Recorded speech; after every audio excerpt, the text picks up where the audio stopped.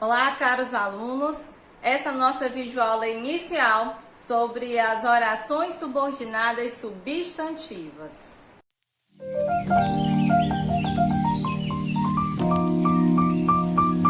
Oi, pessoal. Então, primeiro é importante a gente relembrar que as orações subordinadas substantivas são aquelas que exercem o papel do substantivo dentro das orações. A gente sabe que, sintaticamente falando, as orações, elas têm os seus termos integrantes, que são os seus termos essenciais, e os termos acessórios, para que a oração faça o sentido completo.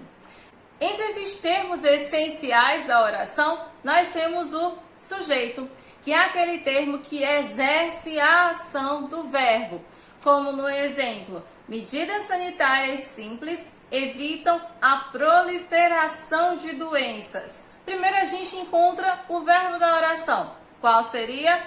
Evitam.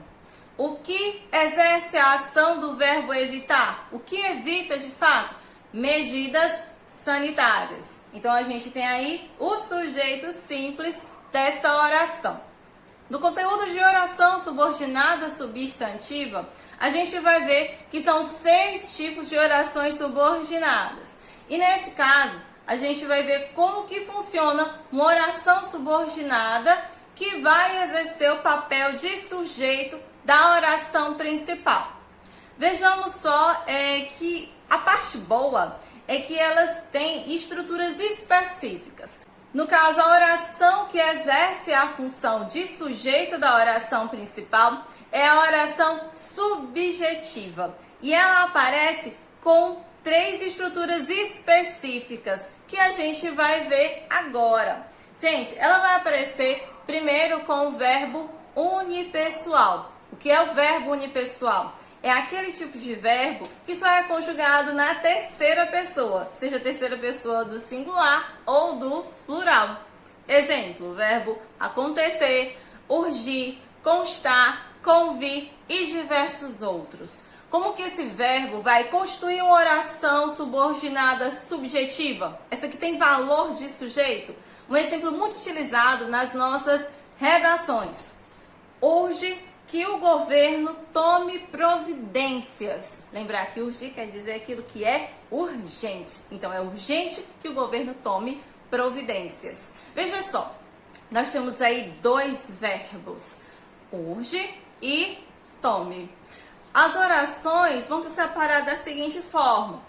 Urge, eu tenho um verbo aí unipessoal. Eu já vi que essa oração subordinada, ela começa com esse verbo unipessoal e eu já sei de cara que ela é uma oração subjetiva, que ela vai ter o valor de sujeito da oração principal. O que é urgente? O que urge? Que o governo tome providências. É uma oração bem característica da intervenção. Outra forma que a oração subjetiva vai assumir é iniciar com o verbo de ligação mais o predicativo.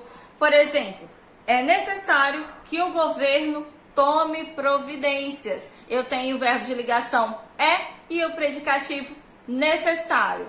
Vi que a oração começa com o verbo de ligação mais predicativo, eu já sei que se trata de uma oração subjetiva. Essa aqui tem valor de sujeito da oração principal. Outro exemplo bem utilizado nas redações também, que é uma dica muito bacana para que você possa expressar sua opinião de maneira impessoal. Uma dúvida que atinge muitos alunos. Professora, eu tenho que expressar a minha opinião na redação, mas eu tenho que ser impessoal. Como isso pode ser feito? Através da voz passiva pronominal. O que é isso? Você vai utilizar o verbo com a partícula apassivadora se. É o pronome se. Traduzindo, vamos colocar aqui um exemplo. Sabe-se que o homem modificou seu modo de vida. Então, eu tenho aí um exemplo da voz passiva pronominal. E como seria essa voz passiva sem haver esse pronome? É sabido que o homem modificou seu modo de vida. No exemplo anterior, a gente viu verbo de ligação mais o predicativo é igual uma oração subjetiva. Basta colocar, se eu quiser usar a forma passiva pronominal, basta colocar a partícula. Então vai ficar, sabe-se que o homem modificou o seu modo de vida. Ou também pode ser, é sabido que o homem modificou o seu modo de vida. Nesses dois exemplos, eu tenho praticamente a mesma oração com a estrutura um pouco diferenciada, mas ela não deixa de ser uma oração subordinada subjetiva. Espero que esse conteúdo tenha ajudado e que ele possa ser amplamente utilizado nas suas redações por aí afora. Até a próxima!